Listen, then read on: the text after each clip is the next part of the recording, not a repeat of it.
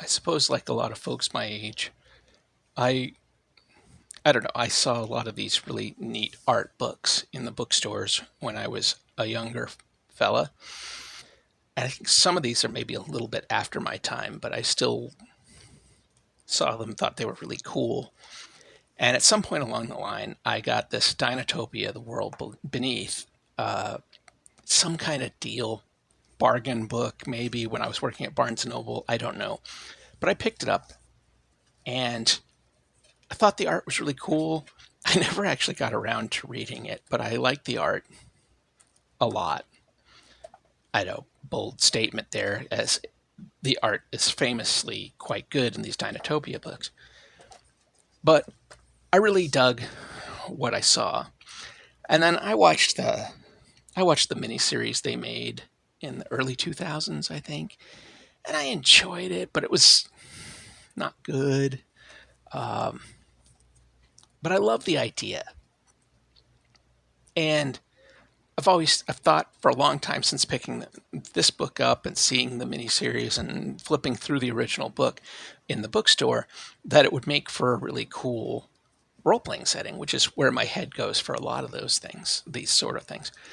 And so to that end, I found a cheap copy. This is the 20th anniversary edition of the first book, which I didn't own.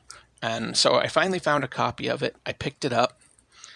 Um, I It looks like this talks about a bunch of the legacy of it, including I saw some shots from the miniseries.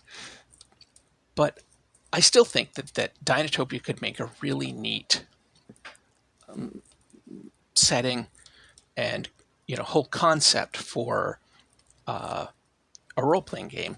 And the thing with role playing games is once you find the system that you feel is appropriate, I always talk about how for the longest time my primary system was always basic role playing. I found it super adaptable to almost anything that you wanted to run. And I still find that to be true. But there are other systems, I love the Year Zero engine. I feel like that could be very useful for a lot of different settings.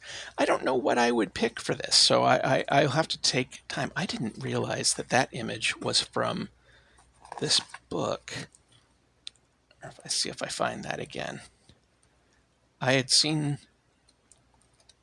I've lost it. It was this swamp image that I just saw go flying by, and now I've lost it.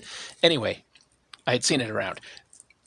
So I finally picked up the book. I'm going to try to give this a read at some point. I want to read this and then The World Below. And then there's like one or two other books in the series that have come out. I may try to acquire them as well.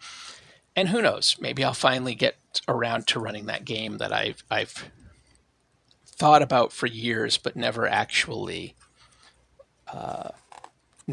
put the effort and the time in. But dinosaurs are awesome. I love things like this. The cutaway of this house with all the designs in it. Dinosaurs are awesome, and there's a reason why kids love dinosaurs because they are awesome. And I like the idea of like people living with them and a society that grows up around that. I think it's just really groovy. Yeah, this one. I didn't realize this image was from Dinotopia. I had seen this somewhere else. I didn't know. Now I do. So, Dinotopia, have you read it? Have you run a tabletop RPG using it as a setting? I know, like, it's in a similar vein as far as semi-Victorian adventure fiction that of Space 1889, which was always a favorite of mine as far as the setting goes.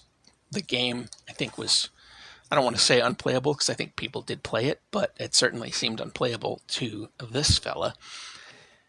But great setting. And I'd love to use something like this for a game like that. Okay. Until next time, take care.